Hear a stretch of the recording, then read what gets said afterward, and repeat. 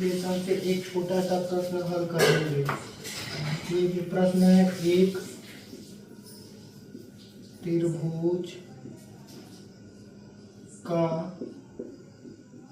एक कोण 100 अंश है। एक त्रिभुज का एक कोण 100 अंश है। शेष दो कोणों शेष दो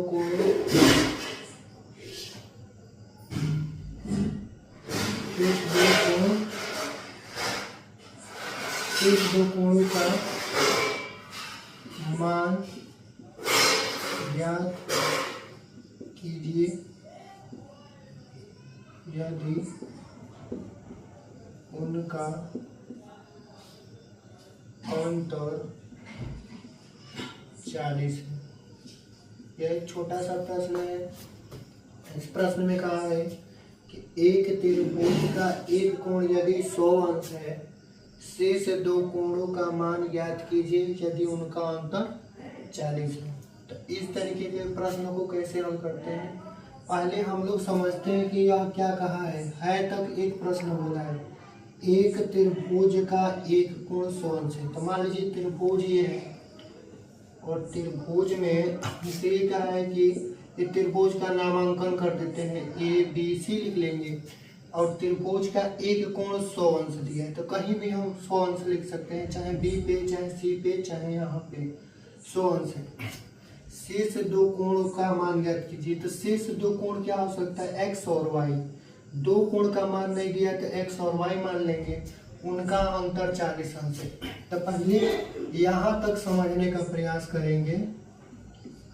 तो यहाँ पे 100 अंश दिया है, तो कहा है कि एक त्रिभुज का एक कोण। तो हम लोगों को पता है कि त्रिभुज के अंतः कोणों का योग 180 अंश होता है। यहाँ लिखेंगे त्रिभुज ABC में।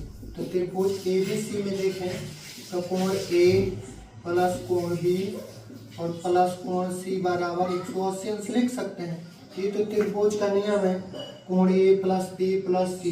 A के जगह पे देखिए कितना अंश का है, 100। यहाँ कोण 100 अंश भर देंगे। प्लस कोण B के जगह पे x माने है तो कोण x मान लेंगे। अब प्लस कोण C की जगह पे y, तो कोण y बराबर 180 अंश। अभी यहाँ तक हल करेंगे तो यह हमारा एक समीकरण बनेगा। तो यहाँ लिखेंगे कोण x प्लस कोण y बराबर 180 और 100 को उधर ले जाकर माइनस कर देंगे, तो कोण x और प्लस कोण y का मान हमारा आ जाएगा 80, यानी कि यह समीकरण एक हो गया।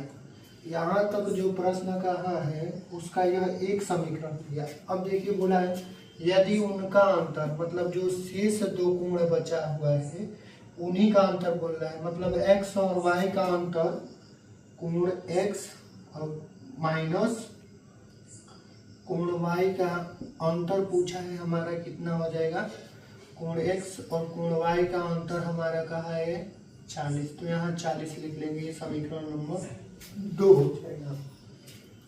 अब यहाँ पे एक कोण x है तो दूसरा कोण y, ये दोनों का अंतर का है 40 है। तो अब क्या करेंगे, या एक और दो समीकरण को हम घटा लेंगे। अगर यहाँ समझे तो इन दोनों समीकरणों को जोड़ भी सकते हैं, घटा भी सकते हैं। यहाँ पे हम लिखेंगे समीकरण एक में से समीकरण एक में से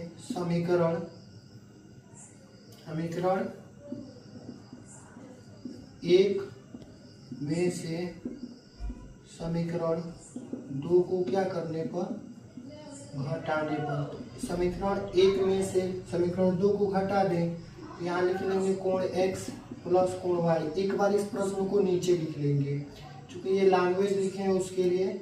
x प्लस y बराबर 80, ये समीकरण एक ही मान के लिख लेंगे। और कोण x और माइनस कोण y बराबर कितना, 40, ये समीकरण 2।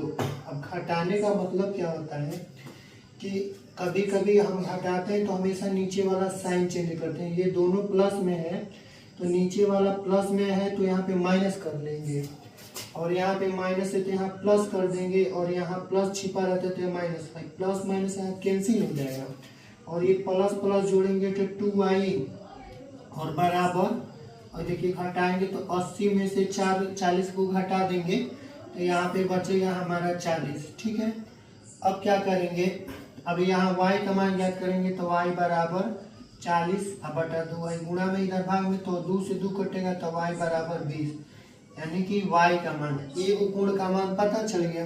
अब दूसरा कोण का मान ज्ञात करेंगे तो y का मान इसी समीकरण 1 में या 2 में भर देंगे, तो यहाँ लिखेंगे y का मान समीकरण 1 में रखने पर, तो 1 में रखने का मतलब पहले यह समीकरण लिखेंगे, कोण x प्लस कोण y बराबर 80 अंश, तो कोण x प्लस कोण y की जगह पे क्या बनेंगे, y का मान 20, यहाँ 20 भर लेंगे और यहाँ 80 लिख लेंगे, तो कोण x बराबर 80 माइनस 20, तो कोण x का मान हमारा चला आएगा 60, यानी कि x के जगह पे 60 आ जाएगा, y का मतलब 20 आ जाएगा।